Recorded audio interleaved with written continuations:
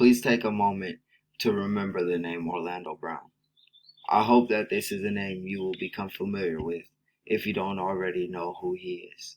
He is a fairly famous American actor from the early 2000s who is now struggling with homelessness, drugs, and mental illness. You will see how easy it is to go from normal to homeless.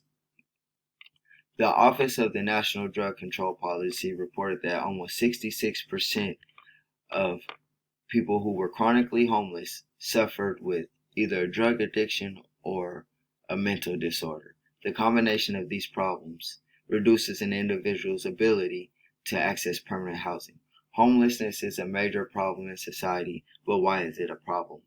We are going to explore some of the causes and effects of homelessness. We will first take a step into the trenches by discussing the effects of homelessness. Then we will learn what and how mental illness and drug addiction can distort the progress of an individual that is trying to transition back into a home. Before I share the facts and figures of how homelessness affects most individuals, let's look at one person's struggles. If you had kids, you said, yes, I have 4. Mm-hmm. And I said, okay, what are their ages? You said 2, 5, 11, and 16. Mm-hmm. I said, the what's the 2-year-old's name? You said Shyler. Okay. The 5-year-old is Mason.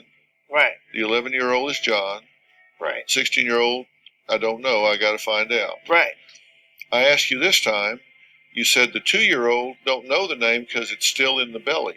That's because I have a baby on the way as well. I just mentioned So that. the 2-year-old is still in the belly. So that means that child has been in there for 2 years. Not necessarily. And then you said the 5-year-old is Mason. Then you said there's an 8-year-old. Up here you didn't say there was an 8-year-old. Down here you said there's an 11-year-old, and you didn't mention a 16-year-old. Did you not hear me say before you started this whole conversation about my kids? What I said was I have a lot of kids, but I'll say I'll have. Have you ever seen That's So Raven? If so, you are probably familiar with Mr. Brown. If not, don't feel bad because after this speech you will know his story. Orlando Brown suffers from mental disorders as well as drug addictions. The video clip we just seen, it was very hard for me to watch personally, but it exemplified the struggle so many are incurring. While Dr. Phil was completely thoughtful and empathetic towards Mr. Brown, he still felt that he was being attacked by the doctor and ultimately refused treatment. While this is a very brief moment, I really want you to try to think what it would be like to have all the facts of your life presented in front of you and be told that your understanding of them are wrong.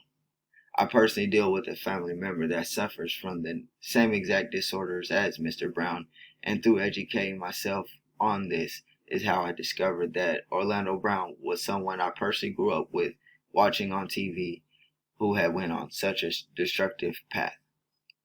As you know, homelessness doesn't only impact the individuals who are on the streets. Sleeping rough is a reality for many. It is this gripping fear of homelessness and loss of self-belief that often causes deep depressions, domestic violence, and substance abuse. Once individuals have lost confidence in themselves, family, friends, and government, they end up sleeping rough on the streets, in public buildings, or in cars. The effects of these harsh conditions and the breakdown of the family unit lead to extreme humiliation and loss of self-belief, alcohol and substance abuse, self-harm, and sometimes ultimately suicide. Now, if we are to peel back the layers to understand what would lead to someone to go from having a home, a family, and a job to living in conditions like these. And this is the actual picture I took of a homelessness encampment over off of South Dearborn on the I-5. This is it being swept. First, let's look at how untreated mental illness and homelessness affects others.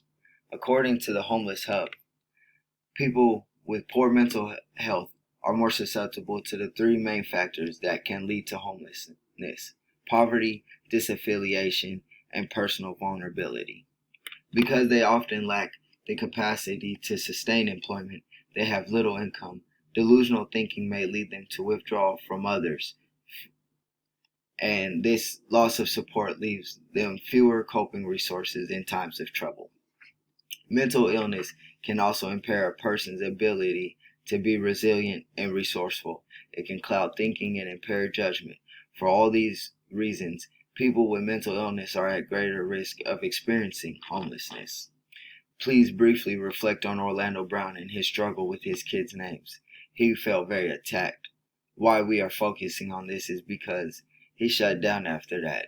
So when someone that needs help suddenly feels slighted, then shuts down and denies help, how do we help them? This is the question that many mental health professionals, as well as everyday members of society, are struggling with day in and day out. Because we are all casualties of each other's collective decisions. Statistics show that up to 33% of the homeless population are suffering from a mental disorder. The ability to make sound decisions is already difficult when you have an untreated mental illness. Now, what happens when you stack a drug addiction on top of that? According to the disease model of addiction, a person who is addicted to alcohol or other drugs suffers from a progressive, incurable brain disease that's characterized by the brain's altered structure and functioning. Now that we have a working understanding of how someone addicted to drugs suffers, we can correlate this to how, again, their decision making is severely impacted, and it causes them to have an irregular outlook on their daily interactions with society. On top of this altered brain structure is an understood agreement with society that drugs are bad, and so it creates the need to still function in everyday society while not living in everyday society. The encampments is what becomes created, and the encampments become drug-infested zones littered with drug paraphernalia, and the land must be cleaned because of all the drug paraphernalia and human waste. But they do not provide any resources. They just throw their belongings in piles and throw them away, causing them to restart their entire life process. Thank you for taking the time to understand what it is like to struggle with homelessness and why they make the choices that they do. Today we learn who Orlando Brown is while gaining an understanding with why people become homeless and stay there. I hope that you feel much more informed about what the life of a homeless person entails.